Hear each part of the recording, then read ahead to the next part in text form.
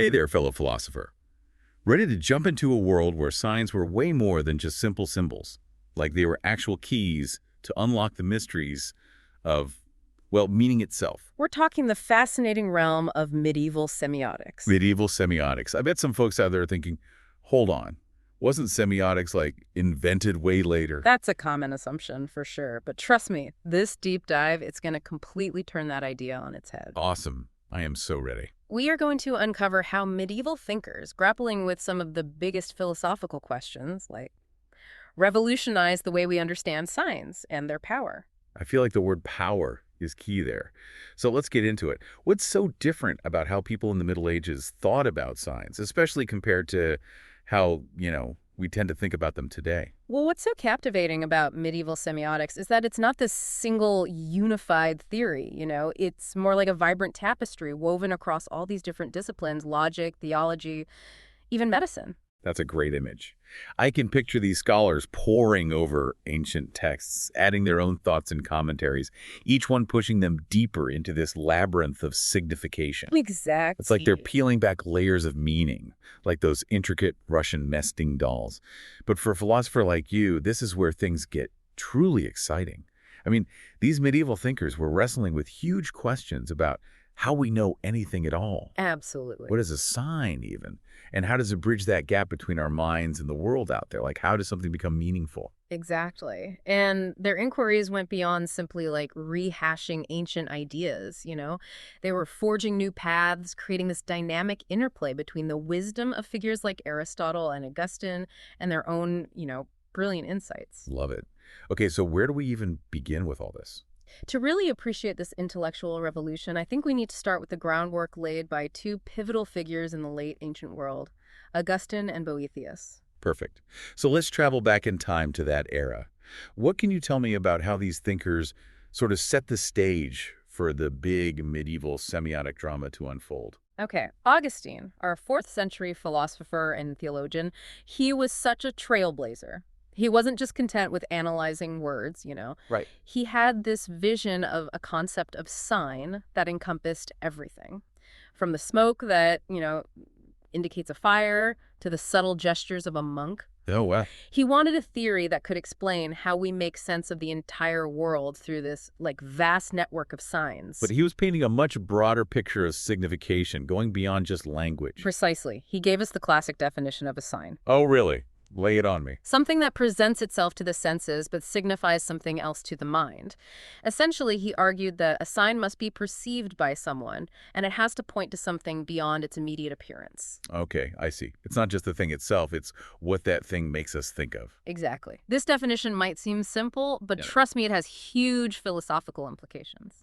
Yeah, I can see how that opens up a whole can of worms. Yeah. It makes you wonder about subjectivity, right? Sure. And interpretation, the relationship between our senses and our minds. It's like, You're spot on. And Augustine didn't stop there.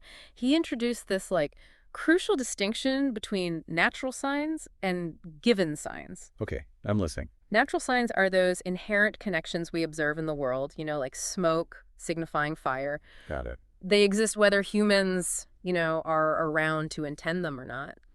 Given signs, on the other hand, are those we intentionally use to communicate, like words or gestures or symbols. So natural signs are like those built-in indicators we find in nature, while given signs are more like tools we've crafted to share our thoughts Right. and our intentions. Exactly. And among those given signs, Augustine kind of put words on a pedestal. Interesting. I can see why. He argued that anything we can express non-verbally can be put into words.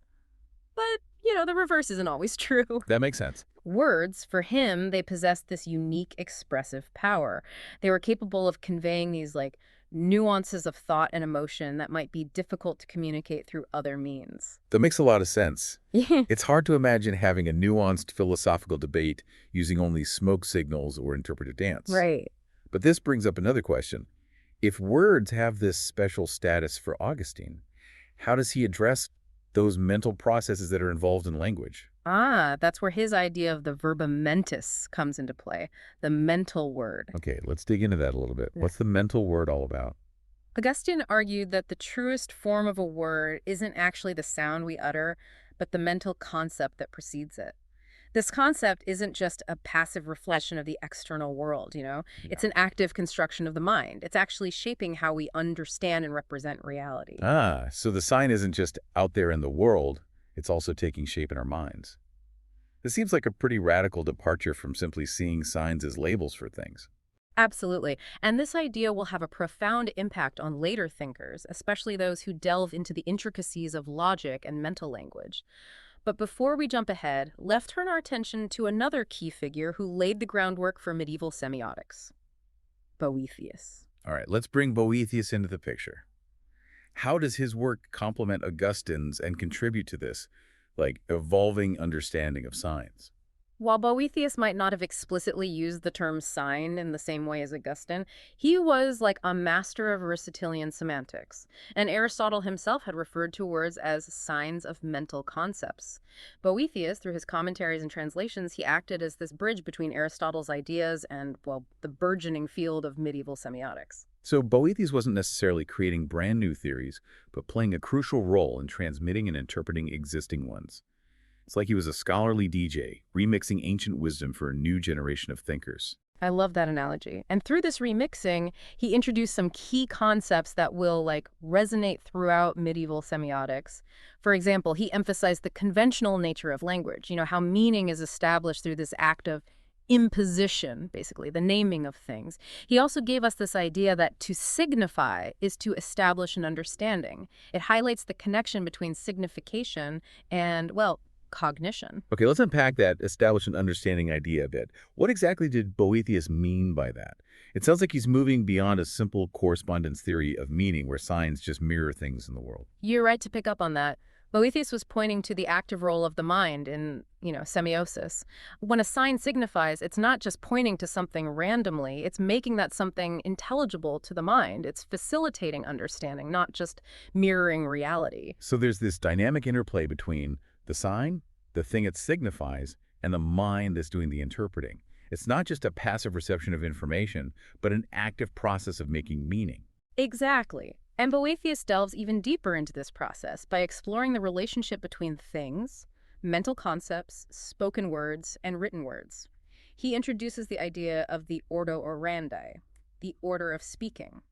This concept suggests a hierarchical sequence.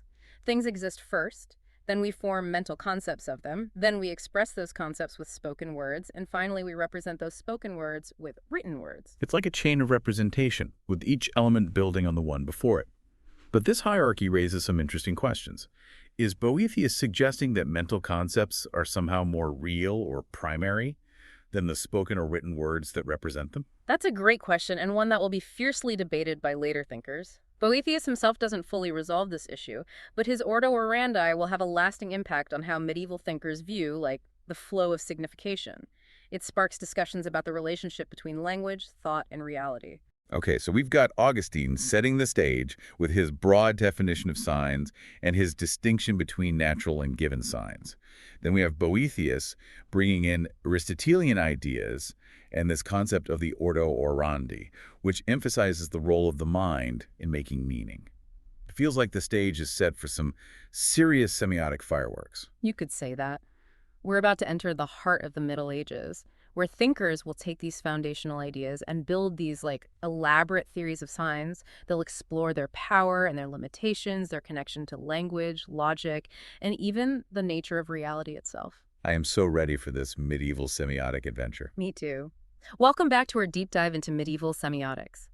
As we saw in part 1, Augustine and Boethius laid the groundwork for a rich and complex understanding of signs, exploring their nature, their types, and their connection to human understanding. Definitely, they got the semiotic ball rolling. Exactly. Now we are going to fast forward a few centuries and plunge into the heart of the Middle Ages, My favorite. where these ideas take on a new life and begin to shape some of the most profound philosophical debates of the era. Okay, I am so ready to dive into that medieval mind.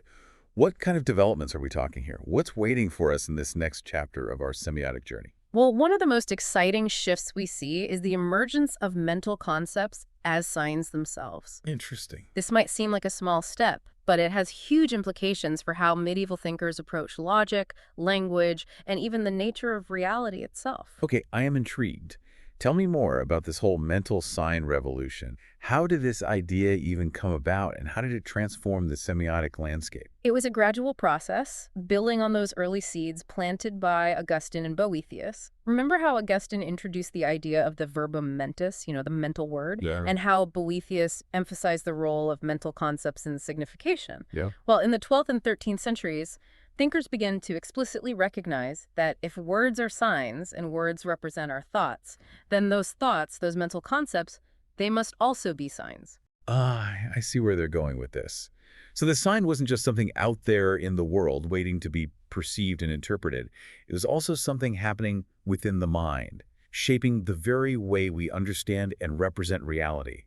It's like the mind itself became a semiotic playground. Precisely.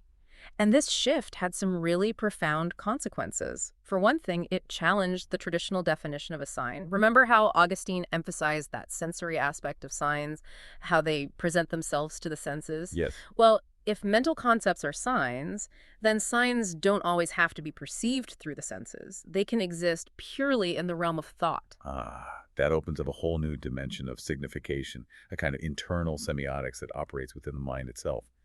But how did this new understanding of signs impact the way medieval thinkers approached more traditional philosophical problems? Like, how did they apply this to the big questions they were already wrestling with? It's fascinating to see how they weave this new perspective into their analyses. Take the problem of universals, for example. Oh, good one. This was a thorny issue that had plagued philosophers for centuries. To be sure. What is the nature of these universal concepts like humanity or justice?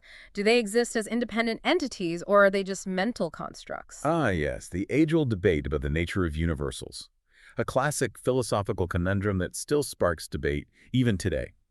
So how do these medieval thinkers tackle this challenge with their newfound focus on mental signs? Well, instead of getting bogged down in these abstract metaphysical debates, they shifted the focus to the way we use universal terms, how they signify, how they function in propositions.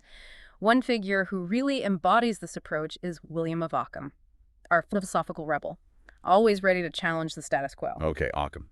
Always a fascinating figure. So how does he shake things up in the realm of semiotics? Oh, Occam was a true sign obsessive. He boldly declared logic deals exclusively with signs. Now, when he said signs, he was primarily talking about mental signs, those concepts swirling around in our minds. But he also acknowledged the role of spoken and written signs as secondary players in the game of logic. So for Occam, logic wasn't about studying things in the world directly, but about understanding how we represent and manipulate those things through signs. It's like he's saying, forget about reality, let's focus on how we make sense of it. You've got it. He even integrates the concept of supposition, which you'll appreciate as a philosopher, into his definition of a sign. Now, supposition is a technical term, but it basically refers to the way a term stands for something in a proposition. Occam recognized that for a sign to be logically useful, it has to be able to play a role in making assertions, in forming arguments. So it's not just about a sign evoking a thought or an image in our minds. It's about that thought being able to fit into a logical framework, to participate in the process of reasoning. Exactly. He's honing in on what later thinkers will call the propositional sign. It's as if he's saying, look, for a sign to be truly meaningful, it has to contribute to our ability to make claims about the world, to engage in logical discourse. This is fascinating. So Occam places mental signs at the very heart of logic. But he doesn't stop there, does he? He uses this sign-centric approach to tackle other big philosophical problems as well. He does. He was a master at reframing traditional philosophical questions through the lens of signs. Remember those universals we were talking about? Oh, yeah. Well, instead of asking, do universals exist, Occam asks, how do universal terms work as signs? He shifts the focus from being to meaning, from ontology to semantics. Ah, so it's not about whether humanity or justice exist as independent entities. It's about how we use these terms, how they signify, how they function in our language and thought. Very clever. He applies the same strategy to other philosophical puzzles, like categories and relations. He turns these metaphysical head-scratchers into questions about signification. Wow. And this is why some scholars describe his logic as being ruled by the concept of sign. It's not just that he talks about signs, it's that signs are the very tools he uses to analyze and dissect philosophical problems. It's like signs become the skeleton key that unlocks the mysteries of philosophy for Occam. But he's not the only one embracing this sign-centric perspective, is he? Not at all. He's part of a larger trend we see in 14th century thought, this movement towards a mentalization of the sign. I like it. Thinkers begin to emphasize the role of intentionality and signification, the way our minds actively shape the meaning of signs. It's a shift away from seeing signs as passive reflections of the world towards understanding them as mental constructs, as tools we use to make sense of our experiences. So it's not just about what a sign is in some objective sense. It's about how our minds engage with it, how we imbue it with meaning. It's like the focus shifts from the sign itself to the semiotic dance between the sign, the mind, and the world. Beautifully put. And this mentalist turn has significant implications for how these thinkers understand language. Remember Boethius's Ordo Orandi, that hierarchical sequence from things to concepts to spoken words to written words. Things, concepts, spoken words, written words. Well, with this new emphasis on the mental sign, things get rearranged. Oh, how so? The focus shifts to mental language, to what they call the words of the mind. Interesting. It's this internal language, this system of mental signs that drives everything else. Instead of spoken words expressing pre-existing thoughts, it's those mental signs that are doing the expressing. Spoken words become merely the outward manifestation of this deeper internal language. So it's like the mind is speaking to itself using this internal language of signs, and spoken language is just the echo of this internal dialogue. That's a pretty radical departure from the way we usually think about the relationship between thought and language. It is. And this mental language, for these 14th century thinkers, it wasn't tied to any specific spoken language. Oh, wow. It was conceived of as this universal system of thought, a kind of mental Esperanto that allows us to understand and use any language. So mental language becomes this universal code, and logic, in a sense, becomes the study of how that code works. It's like trying to crack the enigma code of the mind. But this emphasis on mental language and mental signs must have raised some eyebrows, right? Not everyone was on board with this shift towards the subjective and the mental. You're right. Not everyone embraced this mentalist turn with open arms. There were dissenting voices, often rooted in, theological concerns, Okay. who saw this focus on signs as a distraction, even a dangerous departure from a more direct and immediate connection with reality. Okay, so we have a philosophical debate brewing. The signophiles versus the signoskeptics, right? Yeah. Those who embrace the power of signs versus those who fear their potential to obscure or distort reality. Exactly. And this tension highlights the high stakes of these semiotic debates. It wasn't just about classifying signs or analyzing language. It was about grappling with fundamental questions about how we know anything at all. Oh, for sure. About the relationship between our minds and the world. About the very nature of truth and reality. These are huge questions, the kind that philosophers have been wrestling with for centuries. It sounds like medieval semiotics wasn't just an academic exercise, but a vibrant and consequential exploration of the very foundations of human knowledge. Precisely.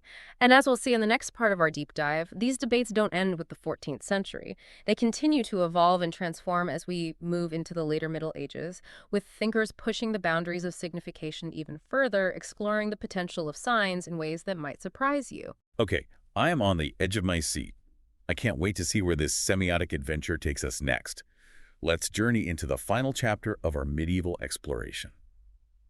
Welcome back to our deep dive into the fascinating world of medieval semiotics.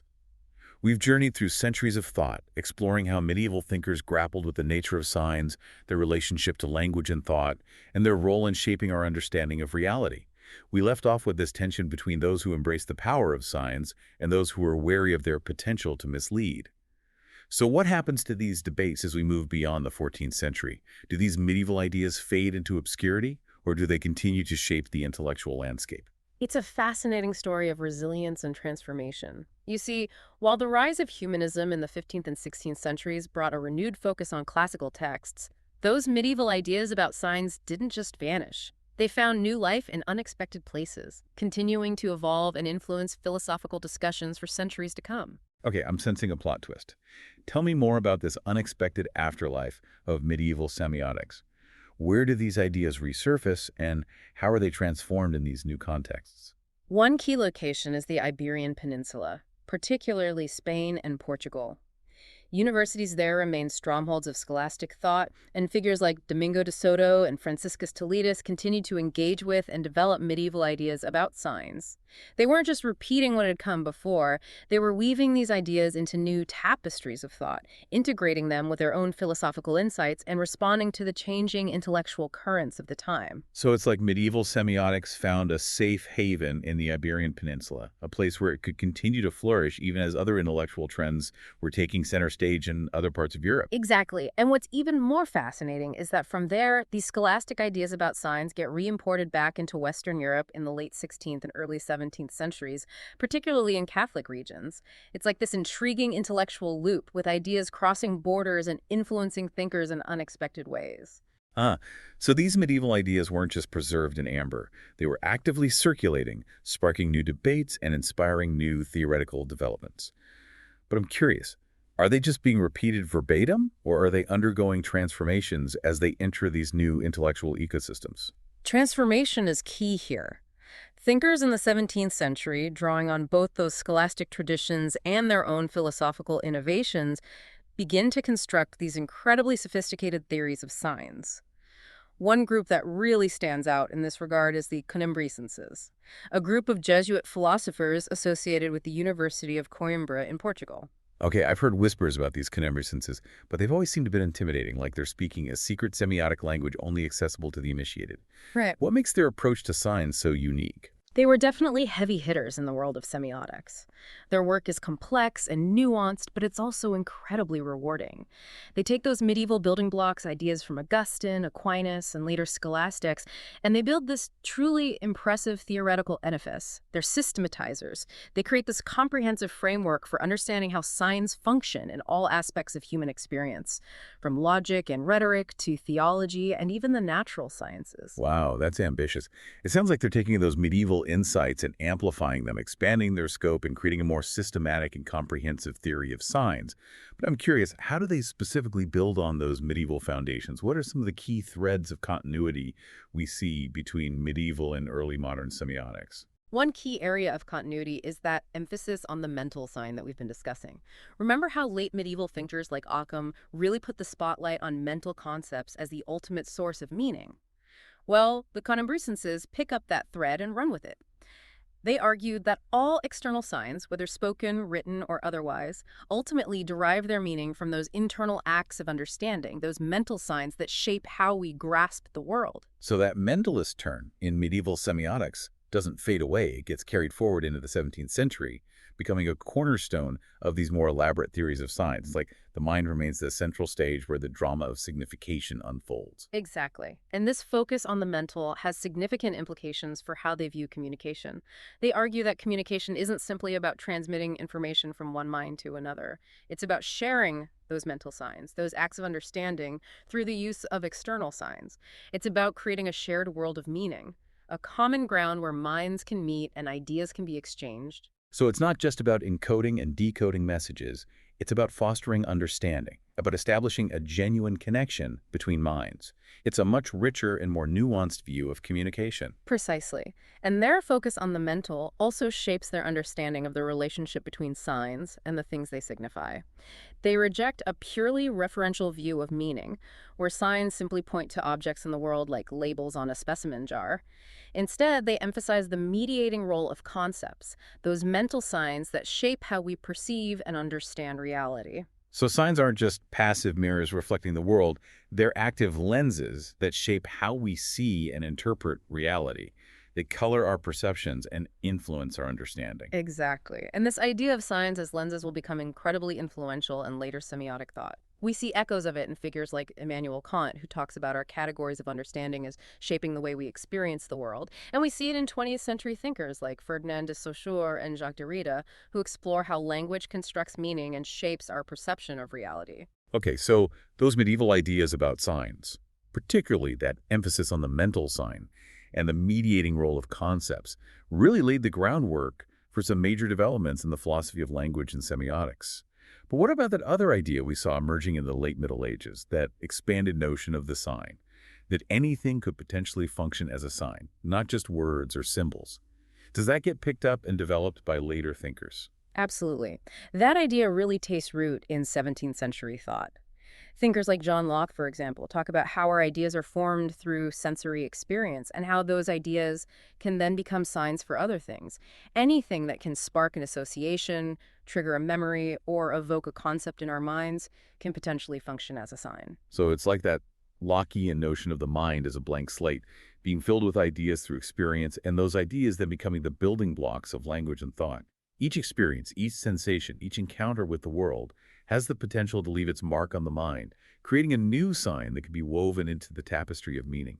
Exactly. And this idea that the mind is actively constructing meaning through science becomes a central theme in Enlightenment thought. And it continues to influence how we think about language, knowledge, and even the nature of reality itself. We see it reflected in everything from cognitive science to literary theory to media studies. Okay, so we've seen how those medieval semiotic seeds blossomed into some incredibly sophisticated and influential ideas. But I'm curious, do we see any direct links between medieval semiotics and that explosion in semiotic thought in the 20th century? Are there any thinkers who explicitly acknowledge that medieval influence? There are. One figure who immediately comes to mind is Umberto Eco, the renowned Italian semiotician and novelist. He wrote extensively about medieval semiotics, and he saw those thinkers as true pioneers in the field. He even argued that many of the key concepts and debates in modern semiotics can be traced back to the Middle Ages. He was fascinated by how those thinkers explored the power of signs, their potential to both reveal and conceal, to illuminate and obfuscate. So Eco was like a semiotic archaeologist, unearthing those medieval treasures and showing their relevance for contemporary thought. He saw that those medieval debates about signs and meaning weren't just historical curiosities, they were grappling with issues that are still relevant today. Precisely. And he recognized that their work provides a rich and nuanced framework for understanding the complexities of semiosis, the process of signs making sense. They offer us tools for analyzing how signs work, how they shape our understanding of the world, and how they can be used to communicate, persuade, and even manipulate. Okay, so it's not just about historical curiosity.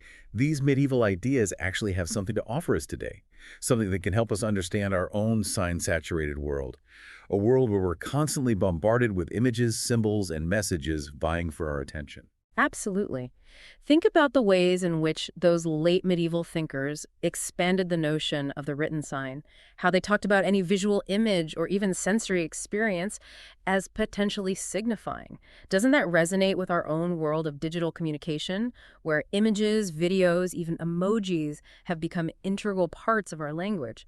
They were grappling with the idea that meaning making wasn't confined to the realm of words, that it could seep into every nook and cranny of our sensory experience. You're right. It's like those medieval thinkers were anticipating the multimedia world we live in today, where meaning is constantly being constructed and negotiated through a diverse array of signs. They were exploring the boundaries of signification, pushing the limits of what could count as a sign, and in doing so, they paved the way for a more expansive and fluid understanding of how meaning is created and shared. Exactly. And their focus on the mental sign, on the active role of the mind in interpreting and creating meaning, is also incredibly relevant today.